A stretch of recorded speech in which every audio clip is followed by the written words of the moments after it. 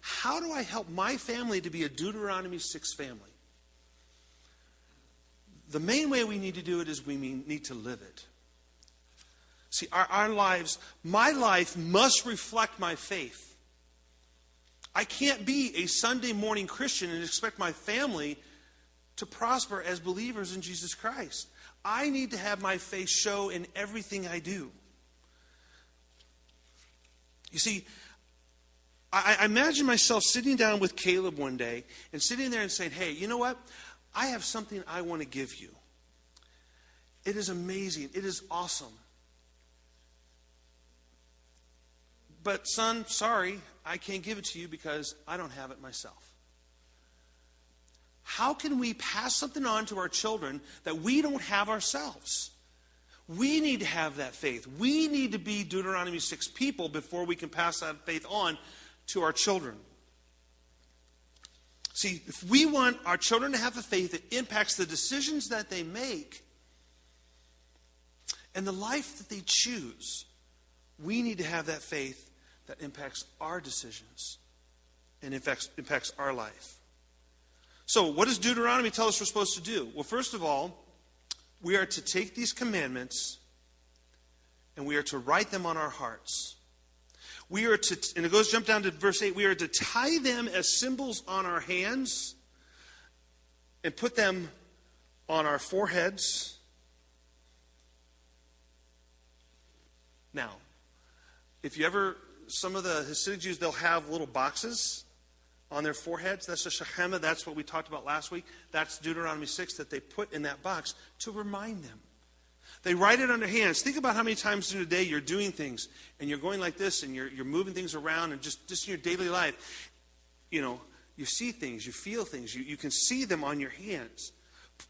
In other words, Deuteronomy is telling us, put these words in a place of prominence. First of all, on your heart. Write them. Also where you can see them. My wife is probably the sole person that keeps 3M in business. She has sticky notes all over the house. I get up in the morning, I look in the mirror, and there's sticky notes all over the mirror to remind her to do things. But within those sticky notes and in different places in the house, there are verses that she's trying to remember, and she'll stick it someplace to remind her of that verse. On the car dashboard, on the refrigerator, on the mirror. Okay? The point is, you've got to have it in front of you. If you don't have it in front of you, you won't remember it. So it says, write it on your hearts, put it on your hands, put it as symbols. So why do we do this? Why would we even want to do this?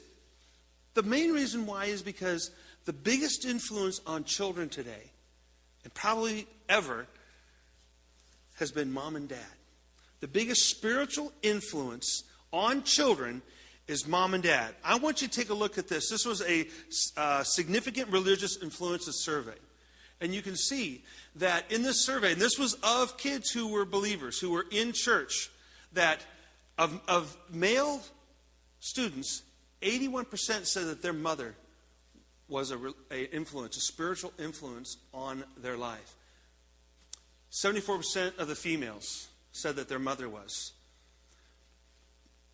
And I can understand that. My mother was a huge influence on me as growing up. And I've told you this before, that we had Good News Club in our house. We did devotions. We prayed. My mother was a huge influence in my life. Fathers, look how much it drops. 61% of boys say that their father was an influence. 50% of girls. That's a challenge to us, fathers. That's a challenge to us. We need to get that up. And the only way we can get that to go up is to be Deuteronomy 6 people. Pastors, this one hits me. 57% of males and 44% of females say their pastor was an influence. And you may think, oh, that's great. But I always look at the other side. That means that 43% of males, their pastor had no influence on them. And these were people who were going to church. And 56% of females, their pastor had no spiritual significant influence on their lives. Grandparents, 30% and 29%. There's more. We'll come back to talking about these a little bit. Sunday school, 26 and 26. Youth group, 24 and 25. Church camp, 20 and 28. And retreats, 11 and 17. Now, I want to say this first, that even though I consider these low numbers, that doesn't mean that we need to get rid of Sunday school. It doesn't mean that we need to get rid of youth group, get rid of church camps or retreats. What it means is we need to focus. We need to help parents have a huge influence on their lives, and we need to augment it with Sunday school, youth group, church camp, and retreats. We have a big challenge ahead of us as parents to raise our children to be Deuteronomy 6 people. We need to have, the next thing we need to do, we need to share our faith. Look what it says in verse 7. Impress it on your children. Talk about them when you sit at home and when you walk along the road and when you lie down and when you get up. Folks, it's time for our faith to no longer be personal. It's time for our faith to be public.